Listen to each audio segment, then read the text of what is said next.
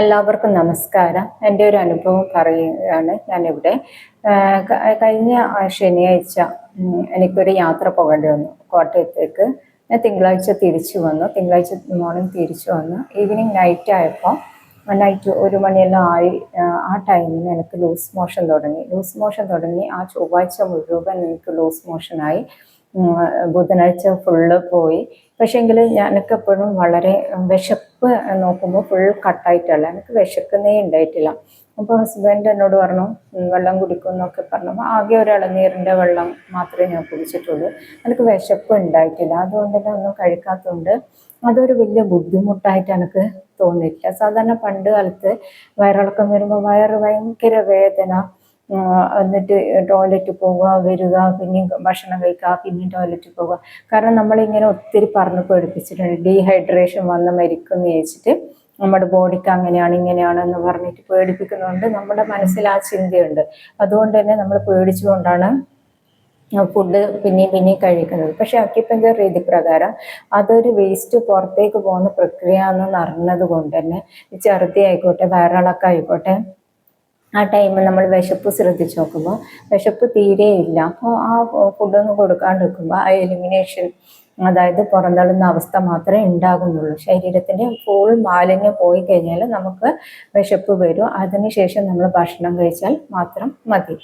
അപ്പോൾ ഇത് നമ്മൾ എപ്പോഴും ഇങ്ങനെ ഈ വാർത്തകളിലൂടെ ഇത് കേൾക്കുമ്പോൾ ഡീഹൈഡ്രേഷൻ വന്ന് മരിക്കും, വയറിളക്കം വന്ന് മരിക്കും എന്നുള്ളൊരു പേടി കൊണ്ട് ഒരുപാട് ഫുഡ് കഴിക്കാൻ വേണ്ടിയിട്ട് നോക്കും. അങ്ങനെ നോക്കുമ്പോഴാണ് നമുക്കത് കോംപ്ലിക്കേഷൻ ആവുന്നത്. ക്ഷീണവും ഒരുപാട് കൂടും, നമ്മൾ തളർന്നു പോകുന്ന ഒരവസ്ഥയുണ്ടാവും. എനിക്കിപ്പോൾ ആ ഒരു അവസ്ഥയിലൂടെ പോയപ്പം ഭയങ്കര സന്തോഷം തോന്നി. കാരണം ഇത്രയും ആ ഒരു മോഷൻ പോയി വയറിളക്കം കഴിഞ്ഞതിന് ശേഷം നമുക്കങ്ങനെ ഒരു ക്ഷീണവും കാര്യങ്ങളൊന്നും ഇല്ല. ആ 3-ാമത്തെ ദിവസം രാവിലെ ഒരു ക്ഷീണം ഉണ്ടായപ്പം കഞ്ഞി കുടിച്ച് ആ ഒരു നമുക്ക് അത്രയും ദിവസം ഫുഡില്ലാത്തൊരവസ്ഥയുണ്ടല്ലോ, ആ വിശപ്പിന് ആ കഞ്ഞി കുടിച്ചപ്പം അതവിടെ സ്റ്റോപ്പായി. പിന്നെ സാധാരണ പോലെ ഫുഡ് കഴിക്കാൻ വേണ്ടി പറ്റി. അപ്പോൾ ശരിക്കും ഒന്ന് ആലോചിച്ച് കഴിഞ്ഞാൽ നമ്മൾ ക്ലാസ്സിൽ ചേർന്നപ്പോൾ സാറ് പറയും നിങ്ങൾ തിരഞ്ഞെടുത്തവരാണ് ദൈവത്തിൻ്റെ എന്ന് പറയാറുണ്ട്. അന്നേരം നമുക്ക് ചിന്തിക്കും ഇതെന്താ തിരഞ്ഞെടുത്തവർ, ദൈവത്തിൻ്റെ തിരഞ്ഞെടുത്തവരാണ് നമ്മളെന്ന് അറിയാൻ വേണ്ടിയിട്ട് അതെന്താ അങ്ങനെ പറഞ്ഞതെന്ന് ചിന്തിക്കാറുണ്ട്. ഇപ്പോൾ ആലോചിക്കുമ്പോൾ ശരിക്കും ബ്ലെസ്ഡ് ആയ വ്യക്തികളാണെന്ന് തോന്നാറുണ്ട് ഈ കാര്യം അറിഞ്ഞതുകൊണ്ട്. കാരണം പണ്ടത്തെ ഞാനാണെങ്കിൽ ഡോക്ടറെ കാണിച്ച് അതവിടെ ആ ഒരു പുറത്തേക്ക് വന്നതിന് അമർച്ച ചെയ്യും. അത് കഴിഞ്ഞിട്ട് പിന്നെ അതിനെക്കുറിച്ചുള്ള ബുദ്ധിമുട്ട് അത് അവിടെ തന്നെ കെട്ടിക്കിടക്കുമ്പോൾ അത് ടോക്സിക്കായി അതിനെക്കുറിച്ച് പല സ്കിൻ പ്രോബ്ലംസ് ആയിക്കോട്ടെ, പലവിധ പ്രോബ്ലംസ് ആയിട്ട് അത് മാറും അവിടെ. അപ്പോൾ പിന്നെയും നമുക്ക് വേറെ എന്തെങ്കിലും അസുഖമായിട്ട് നമ്മൾ ഡോക്ടേഴ്സിൻ്റെ അടുത്ത് പോകണം. നേരെ മറിച്ച് ആ ഒരു വേസ്റ്റ് അങ്ങ് പുറന്തള്ളി കഴിഞ്ഞാൽ പിന്നെ നമ്മൾ ക്ലീനായി, ബോഡി ആകെ ക്ലീനായി. അതിനുശേഷം നമുക്ക് സ്വാഭാവികമായിട്ട് വിശപ്പ് വന്ന് കഴിക്കുമ്പോൾ ഒരു ക്ഷീണവും ഇല്ല. നമുക്ക് പിന്നെ എല്ലാം എനർജറ്റിക്കായിട്ട് നമ്മുടെ ജോലികളെല്ലാം ചെയ്യാൻ കഴിയുന്നുണ്ട്. നേരെ മറിച്ച് നമ്മളത് എന്തെങ്കിലും ലൂസ് മോഷൻ വരുമ്പം പോയി മരുന്ന് വാങ്ങി അത് കഴിച്ച് അവിടെ സപ്രസ് ചെയ്ത് നമുക്ക് മോശം പോകുന്നില്ല എന്നുള്ളൊരു ബുദ്ധിമുട്ട് ഒഴിവാകും. അല്ലാതെ നമ്മുടെ ശരീരത്തിന് ഭയങ്കര ബുദ്ധിമുട്ട്, ക്ഷീണമാണോ വിശപ്പം, ഫുഡാണെങ്കിൽ വേണ്ടാണ്ട് കൊടുത്തുകൊണ്ടിരിക്കും. പക്ഷെ ഇങ്ങനെ ഒരു കാര്യം ചെയ്ത് നമുക്ക് ആ ഒരു എത്രയാണോ വേസ്റ്റ് പോകാനുള്ള അത്രയും മോശം പോയതിന് ശേഷം നമുക്കൊരു വിശപ്പ് വരും.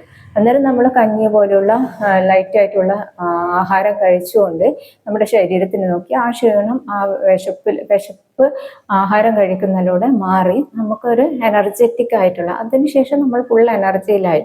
പിന്നെ എന്ത് ജോലി ചെയ്യാനും ഒരു കുഴപ്പമില്ല, നമുക്ക് ക്ഷീണവും കാര്യങ്ങളോ ഒന്നുമില്ല. അതുപോലെ തന്നെ ഒരു പനി വന്നാലും നമുക്ക് ആ ടൈമിനൊരു ബുദ്ധിമുട്ട് തോന്നിക്കും. എല്ലാ ജോയിന്റ് പെയിൻ ഉണ്ടാവും, നല്ല ചൂടുണ്ടാവും, തലവേദന ഉണ്ടാവും, ഉറക്കക്കുറവുണ്ടാവും, ഒക്കെ ഉണ്ടാവും.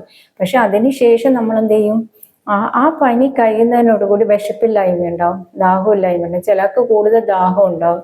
അപ്പൊ അതൊക്കെ ആ ശരീരത്തിന്റെ ഒരു ഭാഷ മനസ്സിലാക്കി കഴിഞ്ഞാൽ തീർച്ചയായിട്ടും അതിനുശേഷം കിട്ടുന്ന ഒരു എനർജി ഉണ്ട്. അപ്പോൾ നമ്മൾ പഠിക്കാൻ ചേർന്നപ്പോൾ സാറുമാർ ഫസ്റ്റ് ക്ലാസ്സിൽ നമുക്ക് ക്ലാസ് എടുത്തിരുന്നുണ്ട്, നിങ്ങൾ ദൈവത്തിന്റെ തിരഞ്ഞെടുക്കപ്പെട്ടവരാണ്. ശരിക്കും ഇപ്പൊ ചിന്തിക്കുമ്പോൾ ഞാൻ വിചാരിക്കാറുണ്ട്, പണ്ട് ഒരു രോഗം വരുമ്പോൾ ഇങ്ങനെ ഓടിപ്പോകും, ഒരു ഛർദിയോ ഒരു ഇത്. പോയി ഗുളിക വാങ്ങി അത് സപ്രസ് ചെയ്ത് വേറൊരു രോഗമായി, പിന്നെ അതിനെ കൊണ്ട് ബുദ്ധിമുട്ടായി. നമ്മൾ പറയും ഓ ഇതെന്താ വേറെ ഒന്ന് വരുന്നത് ഇങ്ങനെ വിചാരിക്കാറുണ്ട്. പക്ഷെ ഇപ്പോൾ വീട്ടിൽ തന്നെ ഇരുന്നുകൊണ്ട് നമുക്ക് നമ്മളെ നോക്കാം. ഒരാൾ നമുക്ക് കൂട്ടിന് വരില്ല, ഒന്നും വേണ്ട. വീട്ടിലിരുന്ന് ജസ്റ്റ് നമ്മുടെ ഇത് ലൂസ് മോഷൻ ആണെങ്കിൽ ആ ടോയ്ലറ്റിൽ പോയി തീരുന്നവരൊന്ന് വെയിറ്റ് ചെയ്യുക. അതിനുശേഷം ക്ഷീണം വരുമ്പോൾ ആരെങ്കിലും ഒരു കഞ്ഞി വെച്ച് തന്നു കഴിഞ്ഞാൽ, അല്ലെങ്കിൽ നമുക്ക് തന്നെ കഞ്ഞി വെച്ച് കുടിച്ച് നമ്മുടെ ആ ക്ഷീണം മാറി നമ്മുടെ ജോലികളൊക്കെ ചെയ്യാൻ വേണ്ടി പറ്റുന്നുണ്ട്. തീർച്ചയായിട്ടും ഇത് ഇങ്ങനെ ആയതെന്ന് വെച്ച് കഴിഞ്ഞാൽ ഒരുപാട് നമ്മുടെ ആ ആദ്യത്തെ എന്നിൽ നിന്ന് ഇപ്പോഴത്തെ ആകാൻ വേണ്ടിയിട്ട് കുറച്ച് ടൈം എടുത്തു എന്നുള്ള സത്യമാണ്. കാരണം നമ്മൾക്കുള്ള ചിന്തകൾ മുഴുവൻ രോഗം വരുമ്പോഴത്തേക്ക്, അപ്പോൾ ആദ്യമൊക്കെ ഇങ്ങനെ രോഗം വരുമ്പോൾ ശരിക്കും പേടിച്ചിരുന്നു ഇതെന്താവും. പക്ഷെ ഇപ്പം നമ്മൾ പലവിധ രോഗം വരുമ്പോഴും അത് പെട്ടെന്ന് മാറുന്നുണ്ട്. അതുപോലെ തന്നെ എത്രയോ കാലത്തിന് ശേഷമാണ് ഇപ്പോൾ ഈ ഒരു അസുഖം പോലും വന്നത്. 2 കൊല്ലത്തിന് മേലെ. പ്രത്യേകിച്ച് ഇത് ചിലപ്പം ഒരു പനിയൊക്കെ വളരെ അപൂർവമായിട്ട് വരുത്തുള്ളൂ. അങ്ങനെ രോഗങ്ങൾ എന്ന് പറഞ്ഞാൽ ഇല്ല. പണ്ടെന്ന് വെച്ചാൽ ഫുൾ രോഗത്തിലായിരുന്നു. ഏത് സമയം രോഗം, ഏത് സമയം വരുന്നു, ഏത് സമയം ഡോക്ടേഴ്സ് മാറി മാറി കാണിക്കലായിരുന്നു. പക്ഷെ ഇതിപ്പോൾ നമ്മൾ വിശപ്പറിഞ്ഞ് ജീവിച്ചാൽ നമുക്ക് വരുന്ന അസുഖം വളരെ കുറവായിരിക്കും. അതിന് വരുന്ന അസുഖത്തിൽ തന്നെ ആ വിശപ്പില്ലായ്മ നോക്കിയിട്ട് നമുക്കൊന്ന് കൺട്രോൾ ചെയ്ത് നിൽക്കാൻ പറ്റുമെങ്കിൽ അസുഖം വിട്ടു മാറുമ്പോഴത്തേക്ക് നമ്മുടെ ക്ഷീണവും മാറി നമ്മൾ ഫുൾ എനർജറ്റിക് ആയ ഒരു വ്യക്തിയാകാൻ പറ്റും. അതാണ് ഈ അക്യുപഞ്ചറിന്റെ ഏറ്റവും വലിയ പ്രത്യേകതയായിട്ട് തോന്നിയിട്ടുള്ളത്. നിങ്ങൾക്കൊന്നും പൈസയില്ല ഡോക്ടറെ കാണിക്കാൻ, ഇങ്ങനെ പോകാൻ ആളില്ല, അങ്ങനെയാണെങ്കിൽ തീർച്ചയായിട്ടും ഒരു അക്യുപഞ്ചറിസ്റ്റിൻ്റെ അടുക്ക വന്ന് ട്രീറ്റ്മെൻറ്റ് ചെയ്യുക. അതിനുശേഷം നിങ്ങൾ 4G നന്നായിട്ട് പാലിക്കുക. നിങ്ങളുടെ വിശപ്പായിക്കോട്ടെ, വെള്ളം കുടിക്കുന്നതായിക്കോട്ടെ, ഉറക്കമായിക്കോട്ടെ, വിശ്രമമായിക്കോട്ടെ, ഇതൊക്കെ പാലിക്കാൻ പറ്റും. നിങ്ങൾക്കും നല്ലൊരു എന്താ പറയണ്ടേ, നല്ലൊരു ജീവിതം നിങ്ങൾക്ക് ആസ്വദിക്കാൻ വേണ്ടി പറ്റും. Okay, thank you.